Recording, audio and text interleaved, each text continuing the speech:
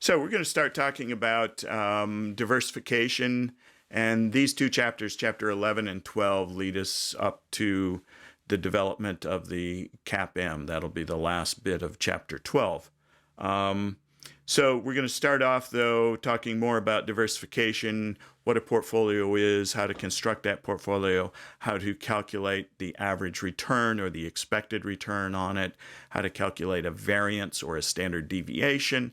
Those are the two critical elements. And remember, those are the only two things that we need to fully describe that distribution of returns, because we're also making an assumption that returns are normally distributed. And by making the assumption that the returns do follow a normal distribution, then we only need to know two moments on that return series or of that distribution. That is the average and the standard deviation. I forgot to hit the record button. Let me do that. All right. So diversification is pretty simple. As the quote back here said, this whole chapter is really, all about don't put all your eggs in one basket. I think that defines it quite nicely. We are going to expand upon that a fair bit and see how that relates when the eggs are not eggs, but when they are stocks or bonds or other assets. We're going to see how that relates to the portfolio risk. So back in the 50s, Harry Markowitz was the first to really describe this and lay out the framework for what we're going to be looking at in this chapter. An efficiently diversified portfolio is one that has the highest expected return for a given level of risk. All right? And that's the key, is that it's the highest expected return for a given level of risk. Or for a given level of return, it's the lowest risk. We could use either rule to describe an efficient portfolio. So we've got to measure the expected return or the average return and the standard deviation or the variance of these portfolios. So let's start off by looking at what is an expected return. An expected return is simply the weighted sum of the returns of the individual securities or the weighted sum of the returns of a single security over a variety of future states. So this particular example, we're looking at that latter definition. And so here we have, oops, wait a minute. That's what I wanted to do. Here we have our expected return. P sub S is the probability of state S occurring.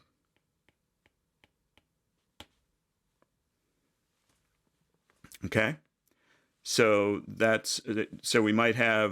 we have n states. So when S equals 1, that would be P sub 1, or state 1, the probability of state 1 occurring. Then return I sub I comma S, that's the return in that particular state. That's the return on security I in state S. All right, and it's very important when you're dealing with these multiple subscripts that you look also at the summation here. We're summing over the states. So we're doing this for a single security I. So call that Starcents, and we're going to be using that Starcents and Jpod as example firms. So we might be looking at the expected return on Starcents. So that would be where I equals Starcents. And then we have various states 1, 2, 3, up to n states. And these states are what might happen in the future to the economy. So it could be recession, it could be boom, it could be moderate or typical 3% GDP growth, a variety of possible outcomes in the future, as many as we think might actually occur. So we take that probability times the return in that state, and then we add it to the next state's probability times the return in that state. We keep doing that through all n states. And once we've done that, we end up with the expected return. So you might say, well, that's really overly complicated. Why don't we just take all of the returns, so return from state 1 plus return from state 2 plus return from state 3, and simply divide it by 3. That would give us an average, right? And that's absolutely correct. What that assumes, though, is that the probability of state 1 is equal to the probability of state 2 is equal to the probability of state 3. This formula up here just simply gives us a more generalized version of this, and it allows that the probabilities of the states are not equal to one another. So it might be that state 1 has a 25% chance, state 2 has a 25% chance, and state 3 has a 50% chance of occurring. So it's really, it's all about this average. It's no different than that. We're just allowing for some possible variation in probability of each state occurring. Does that make some sense? All right. I think that's it there. So here we jump into the example and we actually calculate an expected return for these two stocks, Starcents and Jpod. And we're looking at a period of 1 year, and investors expect that Starcents has a 25% return and that Jpod has a 20% return. And the question that they state, and we won't answer this question for a few more slides, but the question is, why would anyone want to hold Jpod if it only returns 20%, whereas Starcents returns 25%? And as I'm sure you all probably know by now, the reason has to do with the riskiness of these two. If Jpod is much less risky on a risk-adjusted basis, Jpod might be the better investment. So what we're ultimately headed towards is we get the average, which is the expected return, but then we also need the riskiness of that expected return, and we can actually scale the return by the riskiness and get a measure of units of return per unit of risk. And we're always going to be looking for the most units of return per unit of risk. That is our efficient outcome. All right, that's basically what this slide says. So here we have, we're looking at two states. So back to that formula, n is equal to 2. We've got a recession or a boom. And here we actually have the probability of each equal. So for all intents and purposes, we could simply add the returns of each, divide by 2. But we're going to follow that more generalized formula, and we're going to take that 50% times the return in that state and the 50% in this state times the return in that state for each Starcents and then Jpod respectively. So here's Starcents. And so if we look at the probability of that state occurring, this is the recession state, and the return in Starcents is negative 20%, a loss of 20%. So 0.5 times negative 0.2 is negative 10%, or negative 0.1 is the proportion. Second state is the boom, and there we get a 70% return, and 70% times 0.5 is 35%, or 0.35. We add those two together, and we end up with an expected return of 25% for Starcents. Do similar operations for Jpod, and we end up with that expected return of 20%. All right. Start to notice here the range between these two outcomes. Here we have negative 20 to positive 70. It's a 90% range between the two outcomes, whereas here we go from 10% to 30%. That's only a 20% range. Clearly, that is less risky than Starcents. Jpod is less risky. Now, we want to try to put some numbers on that to get an idea of degree of risk difference between the two. But start noting that sort of thing. When you see returns that are really spread out, that's risk. When they're really packed together, that's lower risk. All right, suppose that the risk-free investments have an 8% return. We're going to calculate an expected risk premium here. And so we're just simply going to take the 20% that expected return on Jpod, subtract off the 8%, and that's going to give us 12%. We do the same thing on Starcents, 25% expected return minus the risk-free rate of 8%, and we end up with a expected risk premium of 17% for this. Actually, I've got a little poll question. I thought we'd just review this. We had talked about other terms to use here instead of risk premium. Just thought I'd kind of ping you and see if that how that memory was doing. So take a look at this and plug in your answer. So blank is another term used to describe what we just measured here and called the risk premium.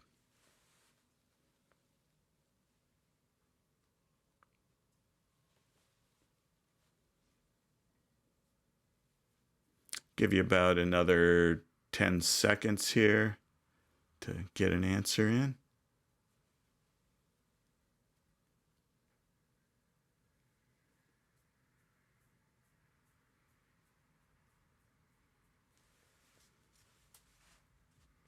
Everybody in? I don't see everybody in there, but all right. Almost. Okay. All right, I'm going to end the poll in 3, 2, 1, done. All right, interesting. Aha, I think we're going to have to go back and review our terminology here. Excess return is the one that I would say is the correct term here. So remember, excess return is whatever the security return is minus the risk-free rate. So that's also what we're describing here and calling the risk premium. So we could use either of those terms to describe this, either risk premium or excess return. Remember, abnormal return is that return that we use when we're trying to see if we're able to get a better return than the expected return. All right? And so abnormal return is definitely not the answer here.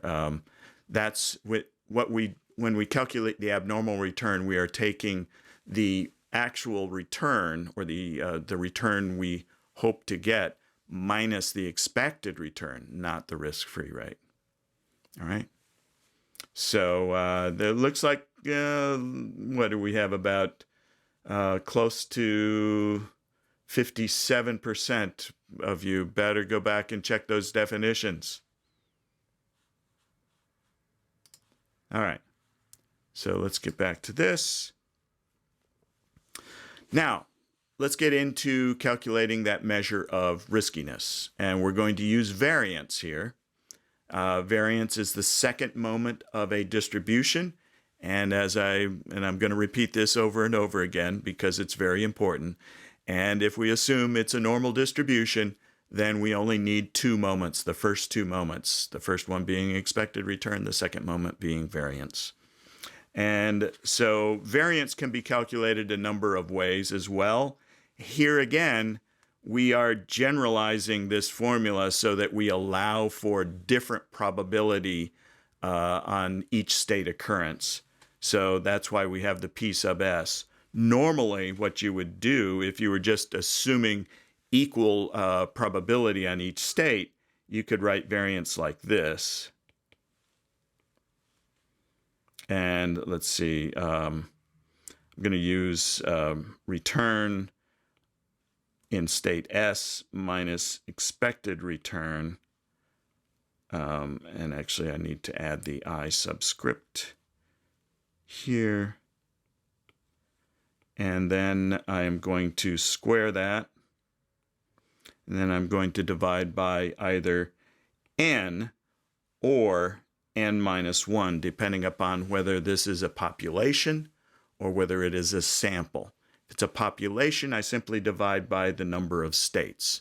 If it's a sample, I divide by n minus 1, and I'll leave the degrees of freedom discussion to Dr. Welke in the statistics class. So I'm sure you've all heard that at one point in time one point in time from him. But you get the idea. So here, because we're allowing for different probabilistic outcomes in each state, then we're not dividing by n. We're multiplying this by p sub s. But if the probability of each state is equal, then it amounts to the same thing. But the idea here is, I want you to also pay attention to what this formula is actually saying. Oops. And let me go over here to the blackboard. We've got r sub I state S minus the expected return of security I. And so we're taking a difference from the average, right? And so we might have a difference where, if this is the average of security I, and here is the return in state 1, and here is the return in state 2, and let's say this is 0 right here. So we've got a time, or we've got a line, the x-axis has return on it. And if we were to take r sub 1, or r sub I1 minus the expected return, we would get a positive value. And if we were to take r sub I2 minus the expected return, we would get a negative value. And more than likely, in fact, in the example of Starcents, I believe it works out exactly this way. The negative value cancels out the positive value, and we would end up with a variance calculation that's very close to 0. We solve that by saying, well, wait a minute, let's not just take that difference. Let's take that difference and square it. When we square something, we're multiplying it by itself. So a negative times a negative becomes a positive times a positive becomes a positive. And now we're actually going to end up with a variance that has a positive value and is not close to 0. It actually represents how much dispersion around the mean we have. Is it this much, or is it only this much, or is it only this much? Another way to approach this, instead of using squaring the differences, we could use the absolute value. There's a historical reason why we don't, and it's simply that the computation was easier to do the square than the absolute value for some reason.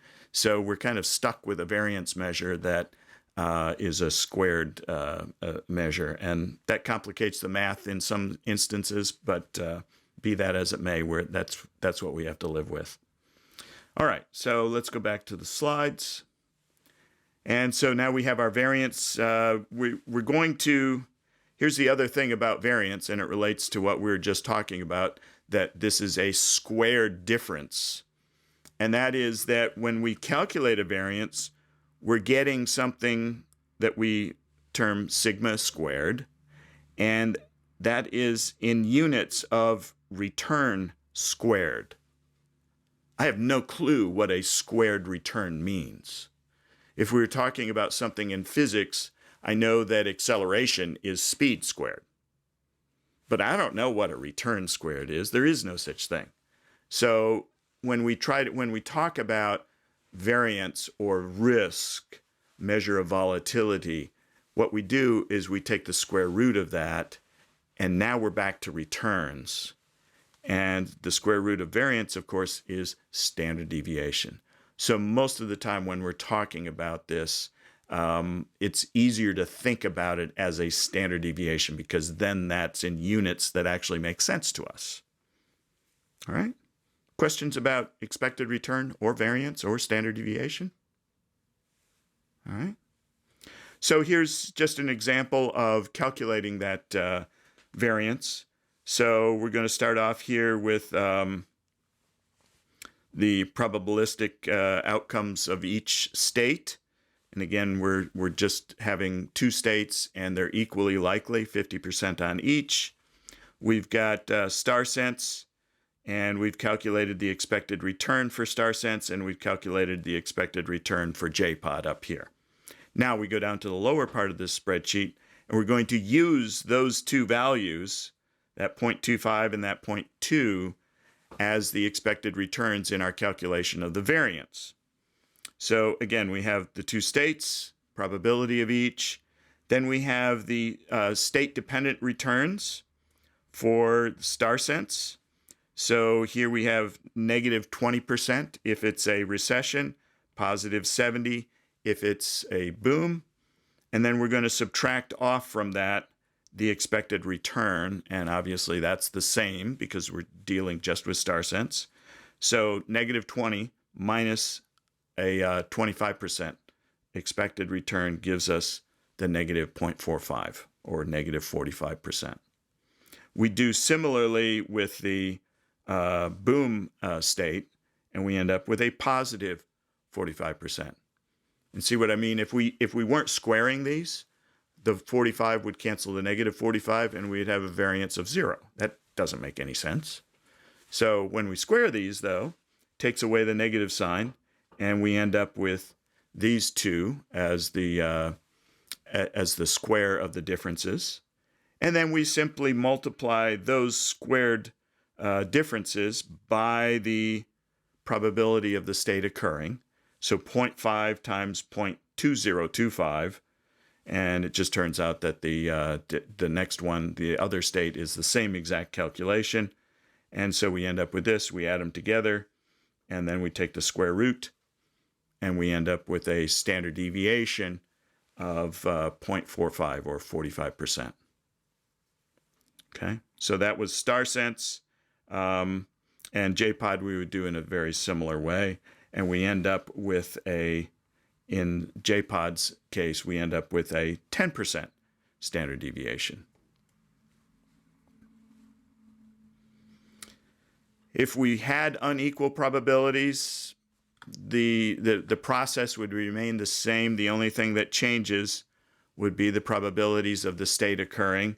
And of course, that's going to cause a change in the final answer here as well.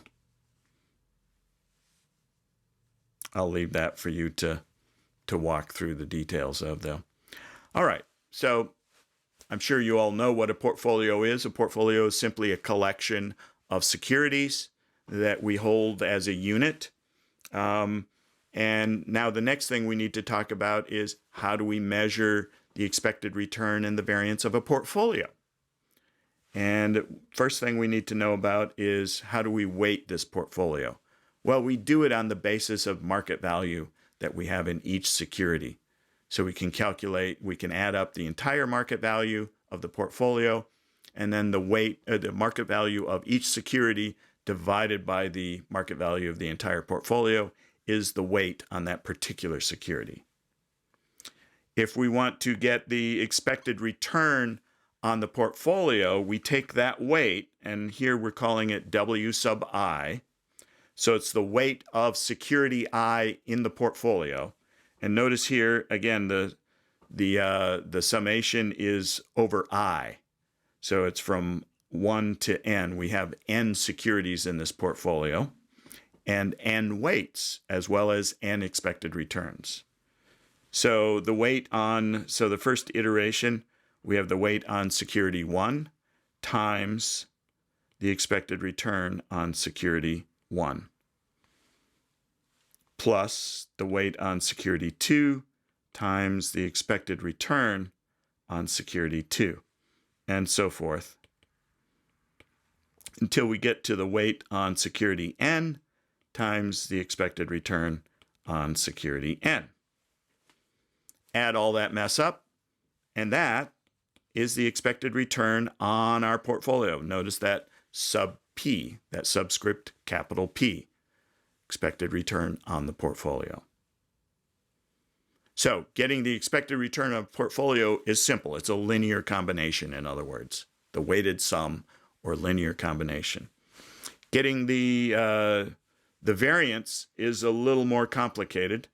I'm going to skip over this spreadsheet because it just basically takes our example and it says, well, let's assume that we have, an equal weight on our securities, and let's calculate the expected return on the portfolio of the two securities together. And since one of them is 20 and the other one is 25, weight of 50% of each, obviously it's linear between the two, so it's going to be 22.5. We can do that in our heads. We don't even need the spreadsheet for something as simple as this. Now we come to getting the variance of that portfolio. That's a little more complicated. And so that's nonlinear. And so here again, we've got the probability of each state occurring. We have the expected return of the portfolio in that state minus the expected return on the portfolio in general. So looks a lot like the variance calculation for the individual securities, except here we're talking about the expected return on the entire portfolio over all states. That's this guy right here. And then we're subtracting that from the expected return on the portfolio in the particular state that we're evaluating. And their states here go from S equals 1 to N. And yes, it's unfortunate that your authors chose to use the same notation. I can understand how that might be confusing. Here we have S is equal to 1 to N. And back here we had that, where is it? That I was equal from 1 to N. I wish they would use different notation. They didn't. That would have highlighted that this is a different subscript. This is across securities, and this particular one they're showing you is across states. Sorry. I just didn't want to confuse the issue even further by changing the notation myself, because this is what's in the text. But just notice that it is different. We're summing across states here, whereas in the prior one we were just summing across different securities. And again, to do the calculation, I'm not going to go through the details of that, but notice that we end up with a standard deviation of 17.5%.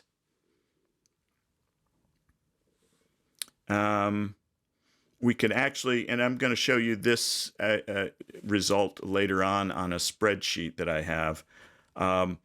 Depending upon the correlation between two assets, we can actually come up with a portfolio that has zero risk if we were to construct it properly and be able to alter the correlation between the assets.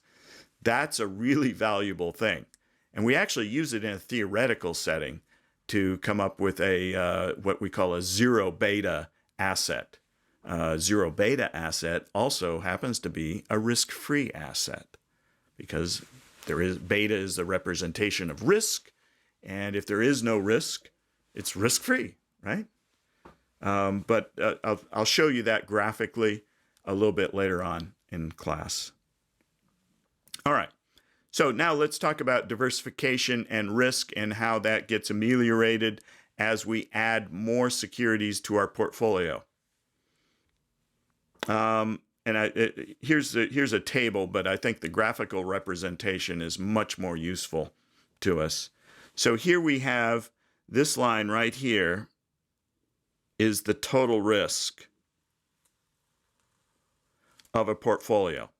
And notice here we've got average annual standard deviation on the y-axis. On the x-axis, we're counting how many assets are in the portfolio.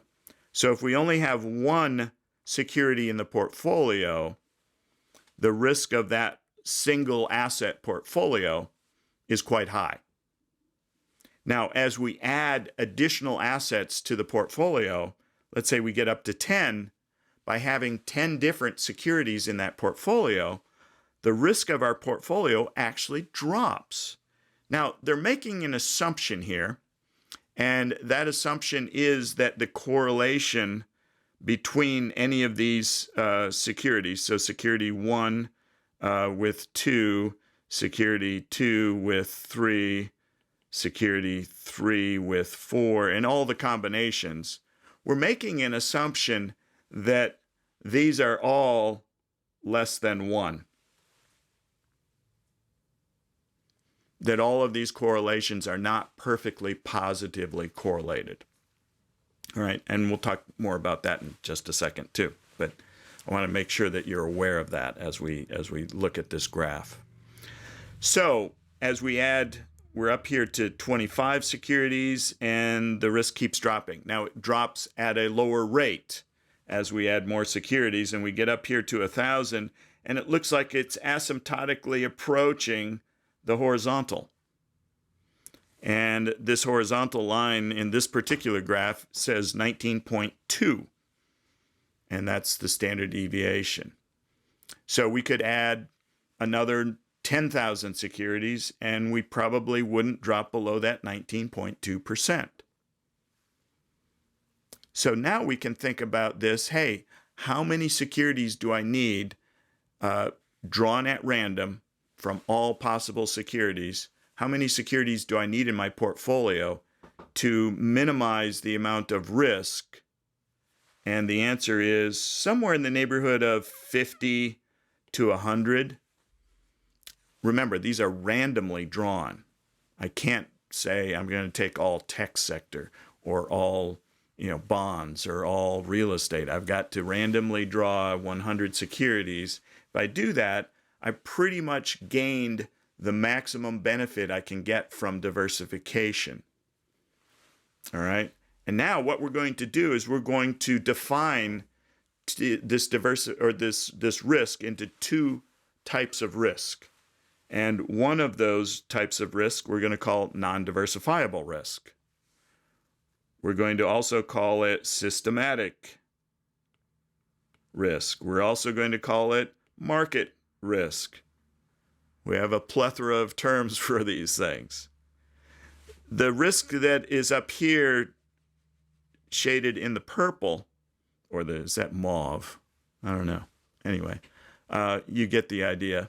That's where I put all the green lines here. That risk we're going to call diversifiable risk or idiosyncratic risk or firm-specific risk. And that's the risk that each individual firm has that is unrelated to the market, and that by simply adding another 40 or 50 or 100 securities to my portfolio, I can actually get rid of that risk. An example that kind of makes this point, let's say that we've invested in a fireworks company. They produce fireworks, so they've got this big stock of gunpowder in the back room, and they've been doing good business, and we only have stock in that particular company. All of our eggs are in one basket. Well, either a disgruntled worker or a very careless worker flips a cigarette over his back and lights off the gunpowder. Luckily, everybody escaped, but it burned the plant to the ground. By the way, it's really difficult to insure fireworks plants, right? So we had no insurance. We lost the whole thing. 100% loss. Now, let's say that instead of putting all of our money into that one fireworks manufacturer, we spread it around to another 9. So we had 10% of our money in that one company and the other 90% in another 9 different firms that also produce fireworks, but didn't have that disgruntled worker. And so now we still get to keep 90% of our investment. We only lost 10%. That's really the basic idea behind this. If we have one company in our portfolio and that company goes down, we lose the whole works. If we owned Enron and that was all, when Enron went under, we would have lost the whole shooting match. So, but this graph lays out and tells us how many securities it is we need to gain the maximum benefit from diversification. And actually, the number is surprisingly low. All right, so we're going to jump a little bit. And again, I'm just following the chapter here. I'm not quite sure why they really threw this in here, because we're going to come back to this diversification idea. But the fallacy of time diversification. So the idea here is, you've heard the old advice about, hey, when you're young, put all of your money in equities. Yes, they're risky, but you've got 40 years over which to make up for any declines in the market. So if you happen to be in the market back in 2006, right before the financial crisis, and you lost a lot of value, it's already way back well beyond where it was prior to the financial crisis. So the idea that you can just spread this out over time, and time will heal all those wounds. Well, it's a bit of a fallacy when it comes to personal investments. And here's the problem, is that while the volatility of the returns over longer windows of time, so if our investment horizon, instead of just being 1 year or 5 years or 10 years, if it's 40 years, the riskiness of those returns actually drops dramatically. In fact, this graph shows that right over here. Look at this. This is pretty incredible. A 40-year holding period, and we look at the average returns, and then we also calculate the standard deviation of those returns over that period. So here we start with 1 year, and we see that the about 12% average return or expected return, and about 20% standard deviation of returns. Now, if we increase the holding period to 5 years and then 10, well, let's go all the way out here to your holding period of 40 years. That's a typical retirement portfolio, right? You're going to hold that for about 40 years. Look at that standard deviation of returns. It's tiny. We're basically guaranteed a return there. So why do we get a risk premium? If we have a 40-year holding period, the riskiness of this converges towards zero. So why do we have a risk premium? The answer is down here. Because the volatility of our wealth does not decrease. The volatility of our wealth, in fact, increases. Notice that the volatility of our wealth on a 1-year holding period is only $200, but on a 40-year holding period, it's $20,000. So definitely, a 100-fold increase in the volatility of our wealth. And that's what really matters to us as individual investors. So this idea that, diversification is because you hold it for a long period of time and the volatility of returns verges on zero. No, that's not why that's not why you should take riskier investments when you're young. The reason that you should do it is that you have more time to make up for any major losses. And you can also increase your contributions to your retirement portfolio. If you're somebody like me and the market drops 50% tomorrow, I'm in a lot of trouble in terms of I don't have a lot of time to make that up, right? You guys have 40 or 50 or 60 years to make that up, maybe even more. So this slide just describes what I just said to you in words. What I want to get to is this graph, because this one is really, really kind of eye-popping. So here's what they did. They looked at actual returns over a long period of time, and they said, let's combine these in random draws. Let's draw out of this actual realized returns over history. And draw, let's see, they're using, we've got a variety of time periods here. So this last one is 40 years. Here's 20 years right here. But let's focus on the 40-year window here. So if we hold a portfolio that starts off with $1,000 and we hold it for 40 years, 50% chance that the value of that will be somewhere just north of 40,000. 50% chance you'll be above that, 50% chance you'll be below that. But here's the real startling part. If you're an investor, look at one standard deviation down. So a 1 in 6 chance. Instead of being 40 plus, it's under 20. You also have, a 1 in 6 chance of it being well over 150. That's a pretty big range. Now, here's why it matters to you and I.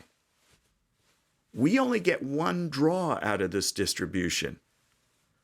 It's not as though we get to do this over and over again. Well, I don't know. Maybe there are other lives, but none that I'm aware of. This is my one shot at it. If I draw this set of returns, my outcomes are pretty bad. If I draw this set of returns up here, my outcomes are really great. More than likely, I'm going to be somewhere in this range. But this has a lot to do with how much do we need to plan to put aside for retirement, to have a reasonable retirement. And the answer is way more than you ever thought. So, and this really, we're deviating from investments and corporate setting to more of a personal finance setting here. This graph right here tells the individual investor, instead of just putting away 10 or 15%, you better be storing away about 20% of your income. If you want to make sure that you're up somewhere up here rather than down here, and as they're using rowboat city, as opposed to, you want to be in at least the fun ski boat range, right? It'd be nice to be up here in the cruising the Riviera, but, at least we want to set some sort of floor here, and that floor is set by increasing the amount of your contribution. The series of returns that we actually end up getting, we can't control that. What we can control is how much do we put aside. So when you're budgeting, once you get out of school and get that job, when you're budgeting, keep this graph in mind. I would paste this on my wall and make sure that every time I walk into my office that I see that and go, oh, wait a minute. Yeah, do I really need that Beamer, or could I deal with the Honda? Because that's that extra amount you're putting aside to make sure that you don't fall down here into rowboat city range. Just some suggestions from somebody who unfortunately didn't put that much aside, didn't have that great a job to start with. Yeah, my series of returns have been okay, but you don't want to take the chance. It's 1 in 6. That's a pretty high probability. All right, so back to diversification in a normal sense. And this has to do with correlations, positive and negative correlations. So let's go over here to the blackboard. Correlation is represented usually by using the rho symbol. So it's a correlation between asset A and asset B. The unfortunate thing about correlations is that it's a pairwise. We can't do more than 2 things at a time. Now, how do we calculate correlation?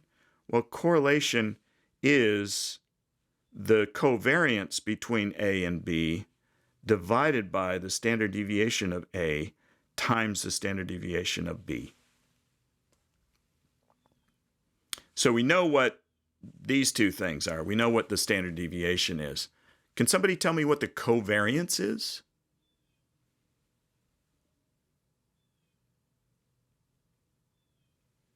Think back to Dr. Welke's class. I'm sure you calculated some covariances there.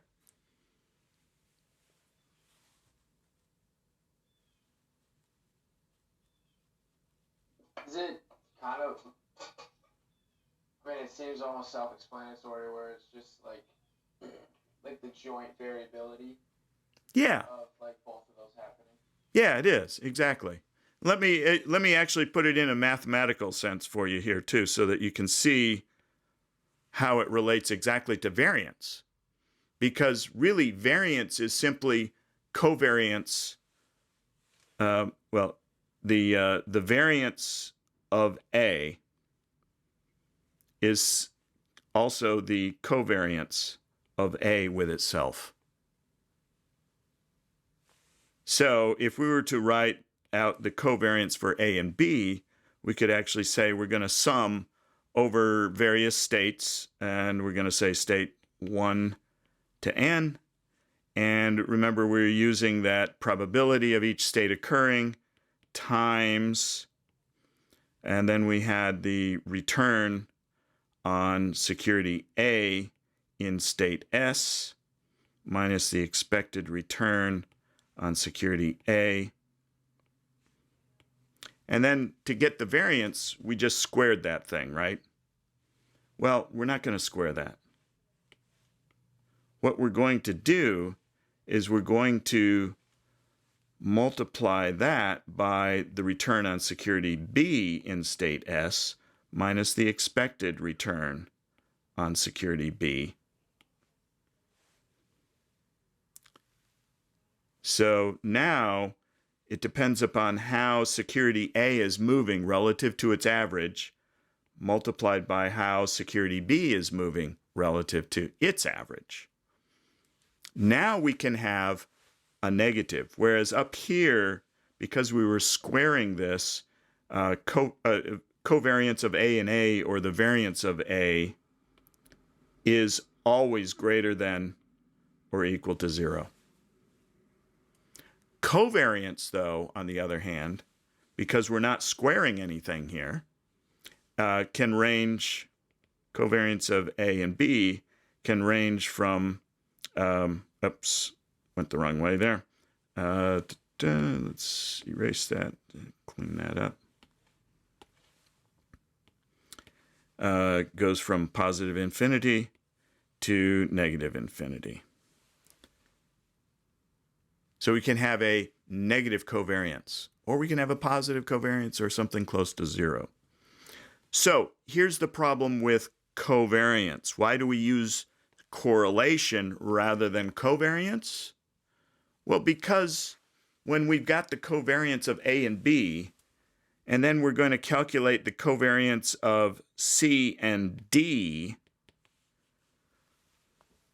it'd be nice to be able to see whether the covariance of C and D, is it greater than or less than the covariance between A and B? And just by calculating covariance, we can't tell. Why can't we tell? Because we don't know how each one is moving.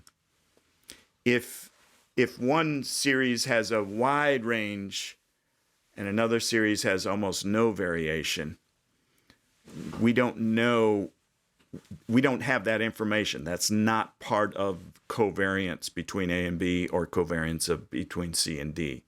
So in order to get around that problem, so that we can compare how A and B covary relative to how C and D covary, what we do is we scale those covariance figures by the product of the standard deviation of each, because that tells us how much volatility within each we actually have. Okay? And what that does is that gives us this thing we call correlation. And we use the symbol rho to denote correlation. And the nice thing about rho is that it falls between +1 and -1. So now we can take the correlation between A and B and compare it to the correlation between C and D, and very definitively say that either C and D, let's say that the correlation of C and D is greater than the correlation between A and B, then we can say definitively that C and D covary in a more positive sense than A and B. All right? With the covariance itself, with that figure itself, we couldn't tell just by comparing the two numbers. But by scaling it by the product of the standard deviation, then we can tell. This is really important because I'm looking for assets that have a low correlation relative to the other assets in my portfolio. If I find that asset, that's going to lower the overall risk of my portfolio and potentially increase the return per unit of risk. Okay? So this is really key to understanding this whole idea behind diversification. Questions about this? Does that make sense?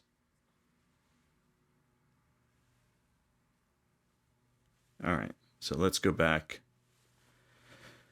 All right, so I think this graph right here represents it well. So perfect positive correlation, that is row of 1, means that when security A is going up, security B is also going up. And when security A is going down, security B is also going down. Perfect negative correlation, they're the opposite. So when security A is going up, security B is going down. Oh, that could be nice. That would reduce the volatility of my portfolio returns if I had negatively correlated securities like that. That would be great. And then in between the positive and the negative correlations, we have 0, which means that the one has no pattern relative to the other. And so this diagram between A and B, if you know the way you can think about correlation and tell whether it's positive, negative, or 0, if you know what A did, do you have a good chance of predicting what B will do? And if they're positively correlated, if A is up, then your prediction about what B does is it went up. And if they're negatively correlated, if you know that A went up, your prediction about B would be that B goes down. Pardon me. 0 correlation, the easiest example of that, if we have one asset that doesn't move at all and the other one moves up and down. So if I know what the asset that doesn't move up or down, it stays the same, I can't predict what the other asset is doing. That's 0 correlation. There's no relationship. Now, excuse me again. Our goal is to get as negatively correlated an asset added to our portfolio as possible. But negative correlated assets are very rare. So what we're trying, our best bet is to end up getting assets that have a lower positive correlation. That still helps us out. That still lowers the riskiness of our overall portfolio. So it's still worth chasing those things down. And I think this graph, again, is more emblematic of what's going on here. If we have two stocks, stock A and stock B, and here are the returns on those over time. Here's A, here's B. In 2016, A was really up, B had negative returns. In 2017, A was down and B was up.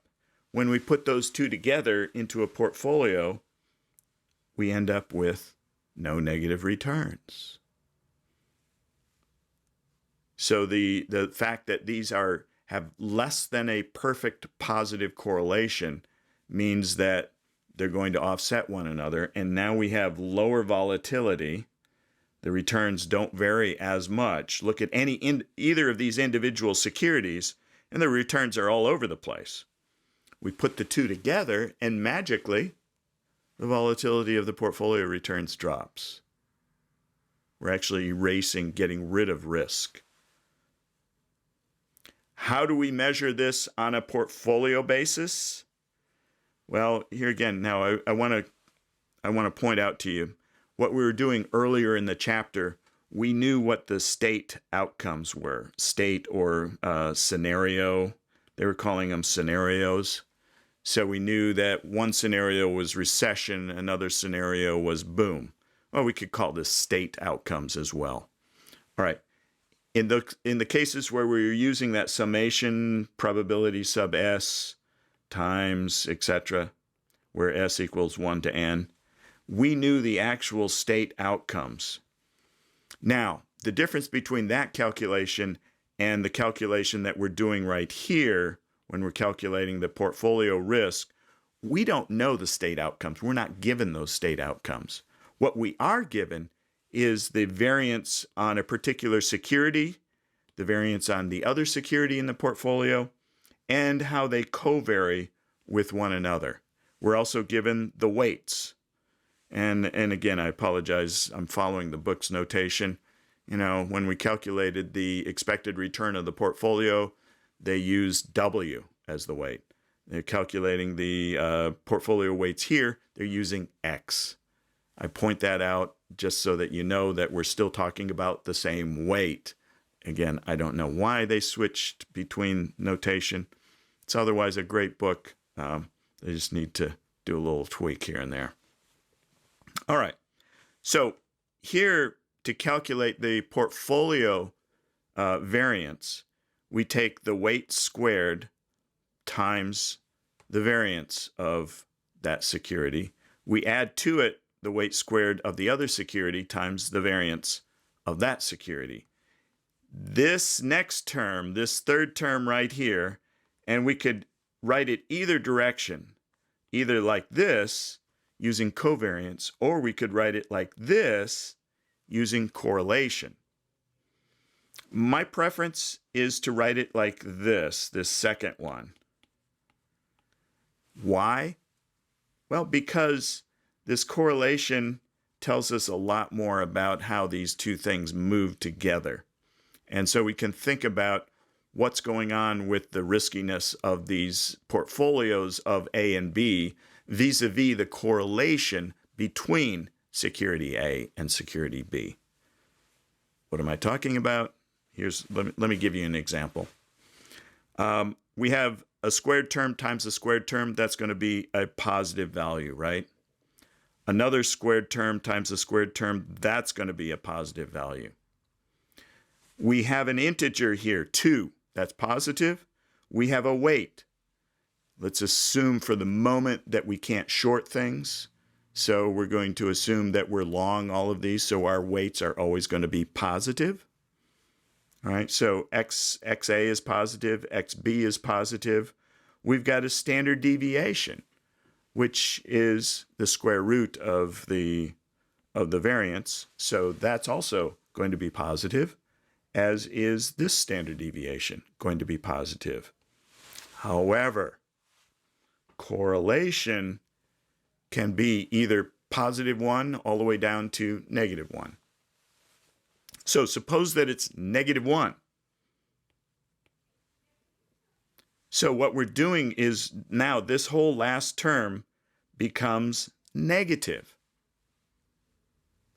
So we could, if we had a negative correlation between A and B, that last term would offset some of the riskiness embedded in the individual securities if we just held them separately. Now, let's also say that, let's take another example. What if correlation between A and B is 0? Well, that makes this term 0, which means that the correlation of the variance of the portfolio is simply the first two terms. Let me clear this off a little bit. And then another possible outcome is that correlation between A and B is 1. And then so I've got a positive value here, positive here, and another positive here. So if they're actually perfectly positively correlated, the riskiness of our portfolio is at a maximum. But the moment we have a correlation less than 1, the riskiness of our portfolio begins to decrease. And I think this is a good spot to actually look at the spreadsheet that I have for you all. I'll post this so you can play around with it. But suppose that we have 2 securities here, and don't want that. Let me reopen that.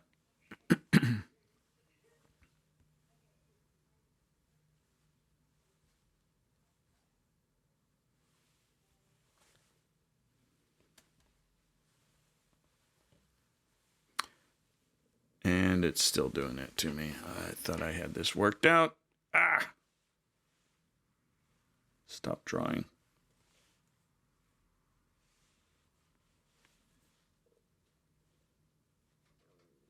There we go. All right. So we've got 2 stocks. We've got a stock and we've got bonds. So up here we have a stock and we have a bond. The stocks have an expected return of 12%. The bonds have an expected return of 6%. The risk-free is 8%. We have a standard deviation of each. And we can plug in a particular correlation for these two between the stocks and the bonds. Right now, I've selected perfectly, positively correlated. What I've done down here and down here is I've calculated the standard deviation and the expected return of the portfolio at various combinations of the stocks and the bonds. So 100% stocks, 12%, and standard deviation of 0.15. 100% bonds is down here, expected return of 6%, and standard deviation of 10%. And then I've got variations in between here. So 90% stocks, 10% bonds. That's right here. And I get expected return of 0.114 and standard deviation of 0.145. Now, mind you, I'm using that variance of a variance of a portfolio formula that we just looked at, those 3 terms. The weight of A squared times the variance of A plus the weight of B squared times the variance of B plus 2 times the weight of A times the weight of B times the standard deviation of A times the standard deviation of B times the correlation between A and B. All right? That's the formula that's in that column. Now, I plotted this, and here we have the bonds down here, 6% and 10% risk. And we have the stock portfolio up here at 12% and 15% risk. And we can create with 90 in stocks and 10 in bonds. We've got a point right here. 80 in stocks and 20 in bonds and so on. That ends up being a straight line. That's a linear function between the stock portfolio and the bond portfolio. We get no benefits out of having more of one than the other. There's no real gain here. Our portfolio risk doesn't decrease. Now, let's see what happens, though, when we decrease the correlation between those two. Let's make it 0.5. Positive still, mind you, but only half of what we had before. Now let's take a look at our graph. Whoa! That really shifted out. My red dots here are the old line. Now it's become nonlinear.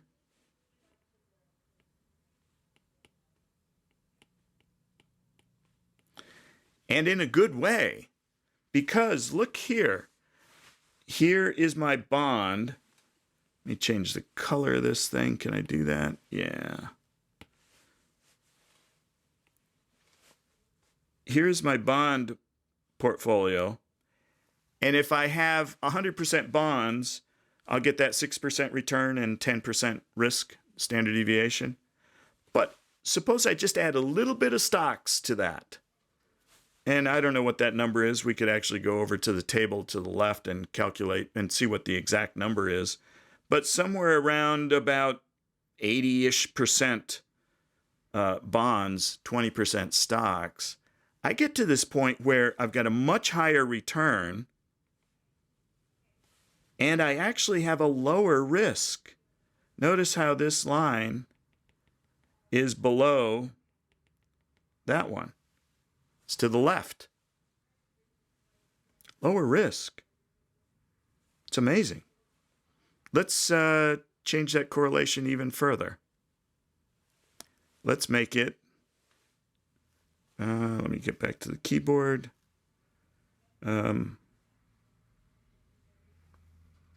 Let's just make it 0.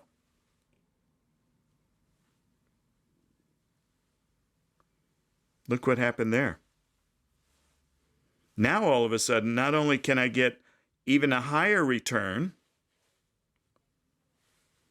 but I'm getting an even lower risk. Oops, wait a minute. Get that out of the way. I'm getting down here, just a little above 8, and I'm getting an 8% return. Same set of securities, they're just less correlated. In fact, they're completely uncorrelated with one another. And then one final move here. Let's go to, okay, let's make this a negative correlation. So I'm going to make that a, let's see, -1. So perfectly negatively correlated. And look what happens. Wow. Oops, I didn't mean to do that. Let me change this again.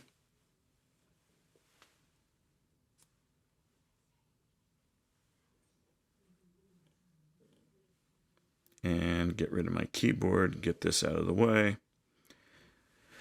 What we would see if this, notice that this graph stops at 3%. If we were to go all the way over here to, and this, remember, this x-axis is standard deviation. If we were to go all the way over here to 0, what we would see is that these lines would actually meet. They would come to a point, and that point would be 0 risk.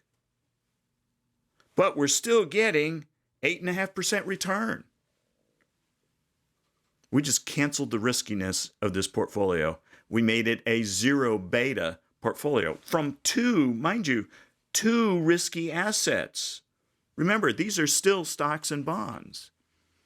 But if we were able to wave a magic wand and make their correlations perfectly negative, we could actually create this 0 beta portfolio. Also notice that this now becomes piecewise linear. This line is straight, and it hits the 0 axis, and then it's a straight line down here too. And it intersects back with the bond portfolio. This is really the magic of diversification. And we're always in search of those negatively correlated assets to add to our portfolio, because what they do is they push this boundary further and further out. And that allows us to maintain a level of return while still decreasing our level of risk. And before we wrap things up, let me close. We've only got about 2 minutes here. So let me close with looking at this, talking about an efficient frontier. So we have 3 securities. We have a security here, and I need to change that color.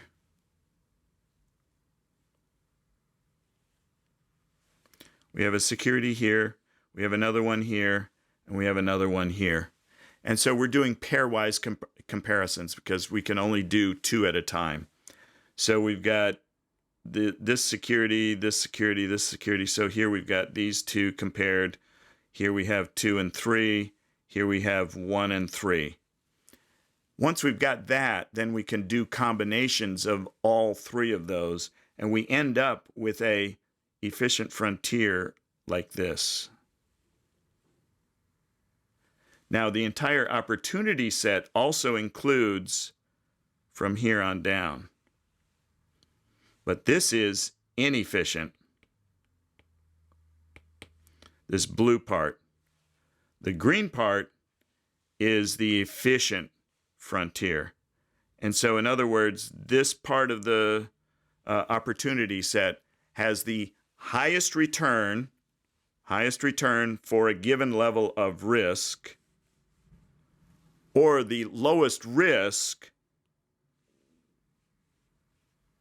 over here for a given level of return. So we could pick either one.